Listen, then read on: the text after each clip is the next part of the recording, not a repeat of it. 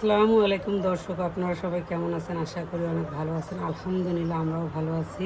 আজকে আপনাদের সাথে একটা ইন্টারেস্টিং বিষয় শেয়ার করতে আসলাম। মাঝে মাঝে যাদের রাতে ঘুম ভেঙে যায় আবার আমরা যারা তাহাজ্জুদের নামাজ পড়তে উঠি, নামাজ পড়ে দেখা যাচ্ছে যে ঘুমাতে গেলে সহজে ঘুম আসে না, তাদের জন্য এটা খুব উপকারী টিপস হতে পারে। এটা আমার নিজের ট্রাই করা। আমার খুব ঘুমের সমস্যা।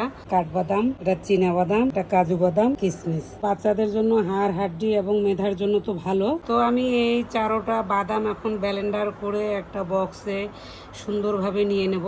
রাতে আধা ঘন্টা ঘুমানোর আগে আমি এগুলো খুব সুন্দর করে ধুয়ে নিছি। প্রত্যেকটা বাদাম ধুয়েছি।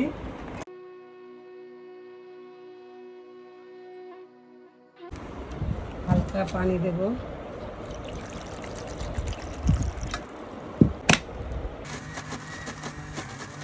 এটা হচ্ছে ফাইনাল লুক। আমি এভাবে বক্সে ঢেলে নরমাল রেখে দেব।